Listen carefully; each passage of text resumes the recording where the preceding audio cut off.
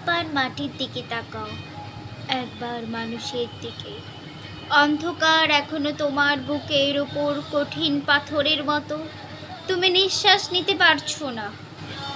মাথার উপর একটা ভয়ঙ্কর কালো আকাশ এখনো বাঘের মতো থাবা উঁচিয়ে বসে আছে। তুমি যেভাবে পারো এই পাথরটাকে সরিয়ে দাও। আর আকাশের ভয়ঙ্কর কে শান্ত গলায় জানিয়ে দাও তুমি ভয় পাওনি। মাটি তো আগুনের মতো হবে যদি তুমি ফসল ফলাতে না জানো। যদি তুমি বৃষ্টি আনার মন্ত্র ভুলে যাও।